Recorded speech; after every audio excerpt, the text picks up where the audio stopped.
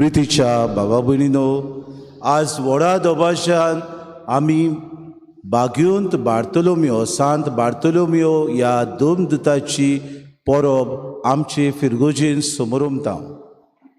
आज जायत्या सुवातांचेर जावं शहरां जावं हेर सुवातांनी जावं बेतलबाती ह्या बाग्योंताची ह्या दोमदुताची परब समोरुमतात. कित्याक काय? कित्याक तो एक नीज पाटलावदार जेसू क्रिस्ताचो जो इंदियेक आयलो, भेट केली आनी परतून आपले वाटेक तो लागलो. देवाची बरी खबर ताणी आसियेंत परगुटली. आपल्या जिवितान खरें देवाचे परगुटणार कसो तो वावुरलो. कित्याक जेसू खरेंच देवाचो पूत म्हूण ताणें थीर विस्वास दवरलो. मग बाबा भयणीनो, आयच्या शुभ वर्तमानांत आमी आयकता फिलिपान नातानेलाक आपयलो. नातानेल म्हणटा तो बार्तोलोमियो, ताचें नांव बार्तोलोमियो अशें दवरलेलें. नातानेलाक आपयलो आनी नातानेलाक ताणें म्हणलें, नातानेल यो, आमी नाजरेताक वचुया, कित्याक तूंय एक जेसू नांवाचो प्रवादी आसा. तूं जेसू नांवाचो एक शिकोवपी आसा.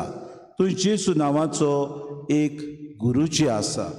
मोजेसाचे सुमूर्तीचे आनी प्रवाद्याच्या पुस्तकाची जाची खबर आसा तो आमकां मेळ्ळा. बाबा भयणीनो, नातानेल आपल्या जिवितान देवाक उंतरेकतालो. एका दिसाक आपले पोरजेक सोडूंक येतलो. मोजेसाच्या शास्त्रा प्रमाणे सर्वोंडार येतलो, आपले पोरजेक न्हीद दितलो, आपले पोरजेक गुलामपणांतली सोडयतलो, आपले पोरजेक सुटका दितलो. हाची जी सुमूर्तीन बरयलेली आसा ताची खबर तो गोट विस्वासान बाबा भयणीनो सोत मानतालो. आनी जेसू हो खरो प्रवादी म्हूण ताका खबर नासली. फिलिपान जेन्ना म्हणलें यो आनी पळय, ताका आमंत्रण दिलें. ताची सगळें भासाभास करूंक गेलो ना. बार्तोलोमियो सगळें फिलिपान भासाभास केली ना. कित्याक जायते फावटी आमी बाबा भयणीनो जेन्ना दुसऱ्या सगळें कितेंय सोत सांगूंक सोदता आनी दुसरो आपल्या वाद्याचो जाता, आपूण खट्टर आपल्या विस्वासान तो जियेता, तेन्ना बाबा भयणीनो असल्या मनशाक एकूच वस, तूं तुज्या दोळ्यांनी पळय. कित्याक जो पळयता तो विस्वास दवरता. आनी हेंच फिलिपान आपल्या जिवितान आपणायलें. ताणें नातानेलाक म्हणलें, यो आनी पळय. मोजेसाच्या शास्त्रा प्रमाणे जें कितें बरयलेलें आसा, जें कितें सुमूर्तीन आमकां भासयलां, तो आमकां मेळ्ळा. आनी बाबा भयणीनो, नातानेल जाणा आसलो. तो जाणा आसलो की ओ जावन आसा बाकनार ओ न्हू, तें तो नको आसलो. पूण सुमूर्तीन बरयलेलें आसलें कितें, बेतलेहमान तान ओ जातलो. म्हणटूच ताणें ताका म्हणलें, नाजरेत गालिले हातूंतल्यान कितें बरें येतलें? आमकां कांय बरीं उतरां मेळटात. नाजरेंतल्यान कितें बरें येवंक शकता? नाजरेत बाबा भयणीनो एक शार आसलें, जशें पणजेचें शार आसा. पणजेचें शार आसा थंय आमी पळयता बार्देजांतल्यान पेडणेंतल्यान लोक येता. थंय आमी बाणास्तारी ते वाटेंतल्यान लोक येता. शास्तींतल्यान लोक येता. तसलें क्रॉस रोडाचेर हें नाजरेत शार आसलें. आनी तातूंतल्यान कांय बरें येवचें ना. शास्त्रांनी कांय बरें बरोवंक ना. हें बार्तोलोमियो बेस बरें जाणा आसलो. आपल्या शास्त्रांत अखंड भावार्थी तो आसलो. जें कितें मोजेसान बरयलेलें तें एका दिसा पूर्ण जातलें, हें सोत घडून येवंक जाय, हें सोत मानून तो आसलो. आनी अंजिराच्या झाडां सोंशी बाबा भयणीनो तो बसून हाचे विशीं तो नियाळटालो. तो गेलो आनी ताणें जेजू देखलो. जेजून ताका पळयलो आनी उतरां भाचाली, हो पळयात एक खरो इस्रायली. आमी जाणा भाऊ भयणीनो, हें नांव इस्रायल देवान जाकोबाक दिल्लें. जेन्ना जाकोब आनी इसाव ताचो भाव दोगूय बरोबर आसले, देवान जाकोबाक विचून काडलो आनी ताका इस्रायल म्हूण नांव देवान किरीत भाशेन दिलें. कित्याक दिलें काय? कित्याक तो खरो इस्रायली आपल्या भावार्थान खोर, आपल्या भावार्थान विस्वाशी, देवाचेर पातयेतलो मनीस जावन आसलो. आनी देवान आपल्या दर्शनान जाकोबाक दाखयल्ले एक लांब निसोण दाखोवन स्वर्गार वचपाची वाट ताका देवान दाखयली. हेच जेसून नातानेलाक म्हणलें, ओ पळय खरो इस्रायली, ताचे सोबें कसलेंच भासकोड पडना. आनी नातानेल बाबा भयणीनो थोटाकलो. ताणें म्हणलें, तूं म्हाका खंय वळखताय? हांव तर तुका भेटूंक पयलो येवंक ना. तुवें म्हाका खंय पूण भेट करूंक ना.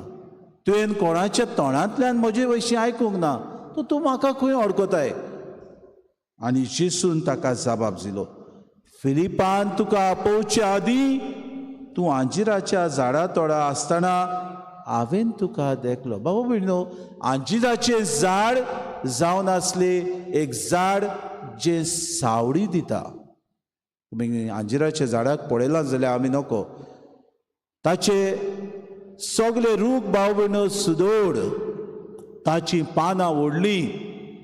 आनी जेन्ना हे राबाय आसले जेरुसलेमान जावं इस्रायलान हे राबाय आसले, आपल्या शिसांक आंजिराच्या तोडा वो ताच्या पोंदा बसून ताचे सावळेन ते आपल्या शिसांक ही शिकोवन दिताले शास्त्रा विशीं.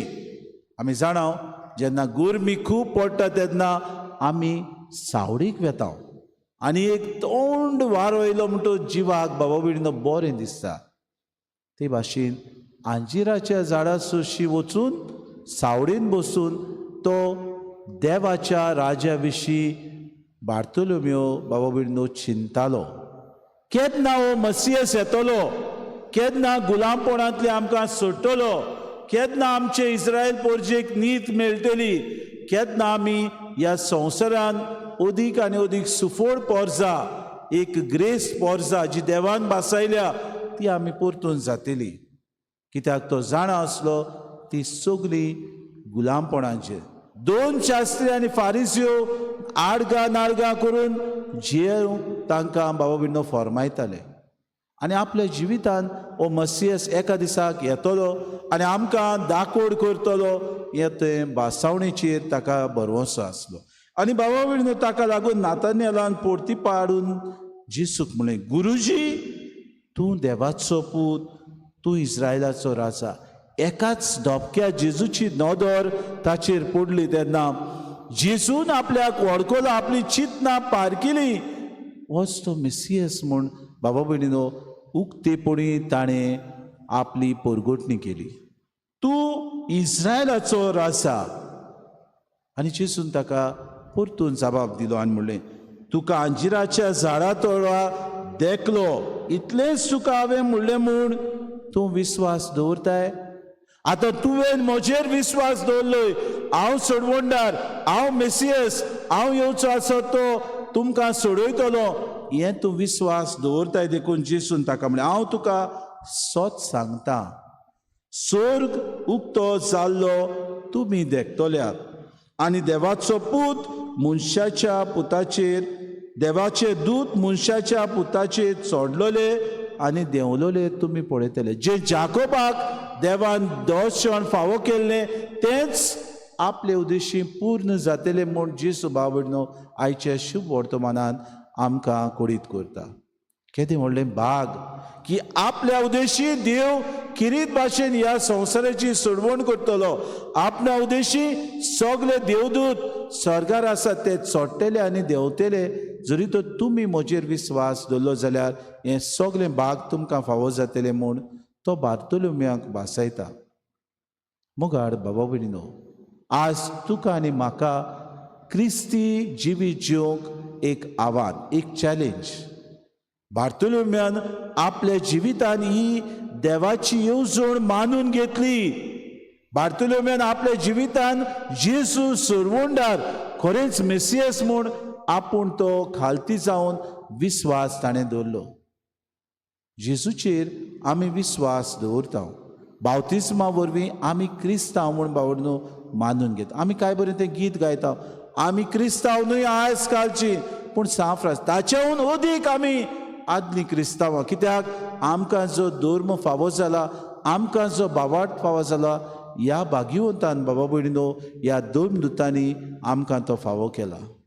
म्हणटच क्रिस्तांवां आमच्या पुर्तुगेजांनी आमकां हाडून दिवंक नात. घडीक अदीक फांकारले जायत आमचें क्रिस्तांवपण, पूण ह्या दोनदुतांनी बाबा भयणीनो आमकां तो बावार्थ फावो केला. आजकाल जायते आमचेर घराणे तुमी कन्वर्टेड, तुमकां फावो केल्लो धर्म पुर्तुगेजांचो. बाबा भयणीनो हो आमकां धर्म जो दिला तो दोन दुतांचो भाव. आनी आमच्या गोंयांत बाबा भयणीनो आमकां कितें भाशेन हो फावो केलो म्हूण आयची परब आमकां थावें करता. इतलेंच न्हय, आमकां पवित्र सभा एक व्हडत्या देण्यांनी बाबा भयणीनो अदीक भरता. आमचो आर्च बिस्प आमकां एक कार्दियाल करून पवित्र सभा अदीक आमची भावार्थाची बाबा भयणीनो परगोटणी आमकां फावो जाली म्हूण आमकां भासायता. मोगाड बाबा भयणीनो, आयच्या दिसाक आमचें क्रिस्ती जिवीत जिवंक आमी कितें भाशेन उक्त्या मनाचें जावया. जशें नातनेलान आपल्या विस्वासाचेर तीर तो रावलो, आपल्या विस्वासान जेजूक ताणें सरवंडार, जेजू मसियस, जेजू येतलो तो जावन आसलो, खरो भावार्थान मानलेलो देवाचो पूत ताणें विस्वास दवरलो. तशें आज तुका आनी म्हाका विस्वास धरूंक तो आपयता. नव्या पिकाडाचेर आमी बाबा भयणीनो आज आशिर्वाद घातला. आमकां ह्या जमनींतल्यान उत्पन्न जातले सगळी पिकाळ वस्त देव आमकां दिता. भोव करून आमचें उदार पोसण चलोवंक, आमच्या पोटाची भूक मारूंक, पूण मेहनतीन आमी वावर करूंक होच भाग्यवंत आज आमकां शिकयता. आपल्या जिवितान देवाक ताणें मेहनतीन बाबा भयणीनो अंतरेकून अंतरेकलो तेन्ना देवाचो पूत नदरे मुखार ताका फावो जालो. देवाच्या पुतान ताका स्वर्ग उक्तो जावन देवदूत देंवतात आनी चोडटात ही भासावणी केली. बावतिस्मा वरवीं दर एकलो आमी क्रिस्तांवां. बावतिस्मा वरवीं दर एकल्याक आमकां हें आपोवणें दिल्लें आसा. क्रिस्ता पासत आमी झुजूंक, क्रिस्ता पासत आमी दुसऱ्यांक आमचो भावार्थ परगटूंक, क्रिस्ता पासत हो भावार्थ आमी उतरांनी न्हय पूण कोरण्यांनी जिवंक. आज ही परब समोर उमताना तूं आनी हांव निचेव करुया. जेजूचे खरे गोबाय आमी जातले. तुवें आनी हांवें जेजूच्या राजाची परगोटणी न्हय उतरांतल्यान पूण कोरण्यांतल्यान करतले म्हणून भास दिवया. जेजूचें राज आमचे मदें आसा म्हूण आमचे जिविताचे चालीन आमी दुसऱ्यांक दाखयतले म्हूण बाबा भयणीनो आज सुपूत घेवया. आनी जेजू आमचो न्हय पूण सगल्या क्रिस्ती आनी अक्रिस्ती बाबा भयणीचो सरवंडार म्हूण परगोटूंक आमी फुडें सरतले म्हूण भास दिवया. हीच कृपा आमकां सगल्यांक मागून घेवया.